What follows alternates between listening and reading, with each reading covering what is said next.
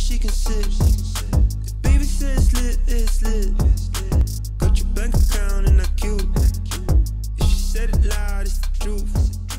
Last year we went to Rolling Loud Miami for the first time, and it was my first music festival ever, so I didn't really know what to expect. I watched so many vlogs and tips videos just to see what I got myself into, because I'm the kind of person that needs to know every detail of the thing I'm about to do. And I quickly realized there wasn't one video with all the information I wanted in it. So I told myself this year I was gonna sit down and film a video pretty much sharing everything I would have liked to hear. I have everything separated into categories to make it easy, and I'll put time cards down below so you can skip around if you want. Yeah, I'm going to tell you where you should stay, what you should bring, what you should wear, and just random things that I think are very helpful. Tickets for Rolling Loud Miami 2022 actually just went on sale, so if you're watching this video preparing for that, I say book your hotel or Airbnb now or as soon as possible. We quickly learned last year that if you see an Airbnb that you like, it will get booked within the next couple of days, so definitely book fast. As far as where to stay, I really recommend staying 20 to 30 minutes away from the festival itself just because of all the traffic. We stayed in Hollywood, Florida last year, and it was perfect. There were plenty of restaurants, shops, things to do, and the beach was right there. We never really dealt with much traffic until we went into the city. I heard a lot of people say just trying to get something to eat before or after the festival, they had to wait in crazy long lines, and we fortunately didn't have to deal with that because we were away from all the people. For transportation, do not rely on Uber. First, they are so expensive, and two, everyone is relying on Uber, so they're very hard to come by. Fortunately, we live close enough to Florida to drive there, but if you are flying, I would try to rent a car if you can. Parking at the festival is super easy. There's a parking lot right before you get to the festival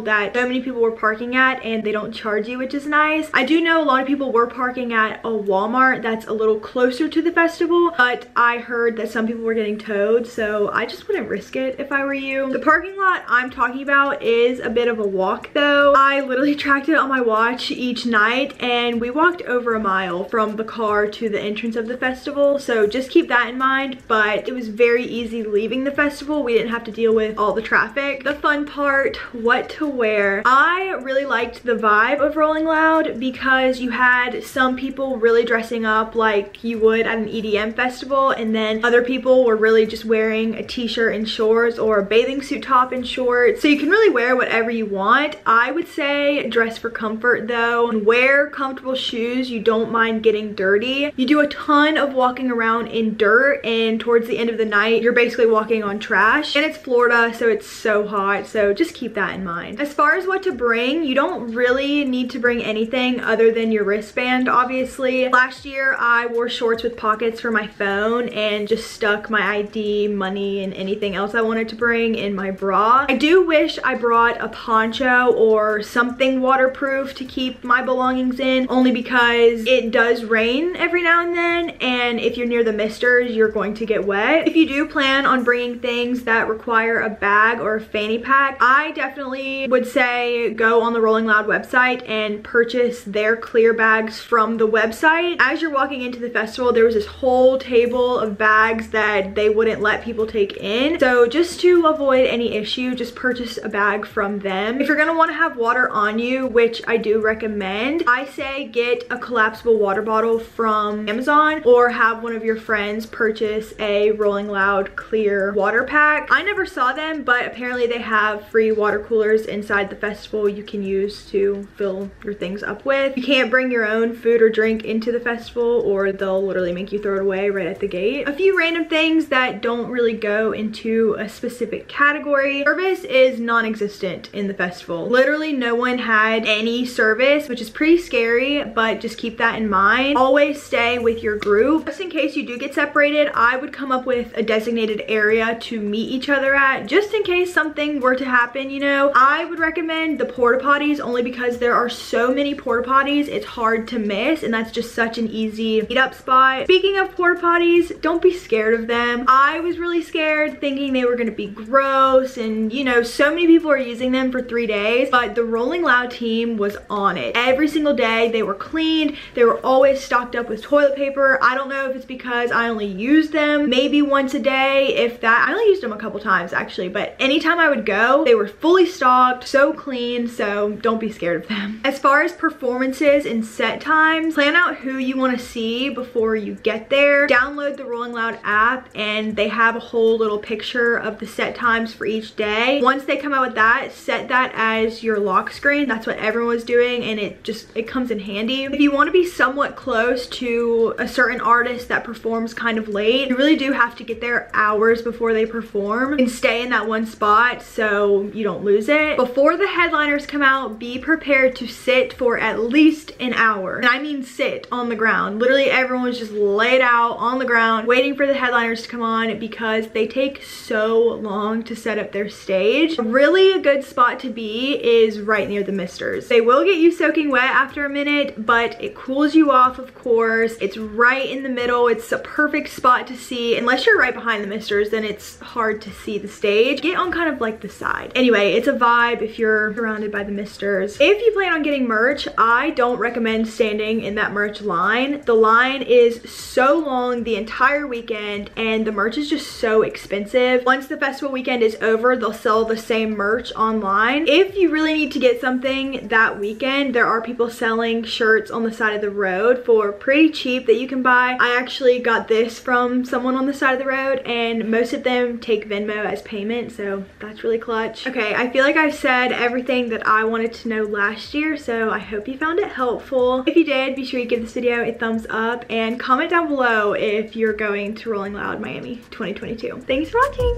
Baby wanna ride, she can ride. Baby needs some time, she got time. Got your bank account in a queue. She can make it count, how about you? She would put you in the bag, wouldn't even need a planet. If she wanted, she a magnet.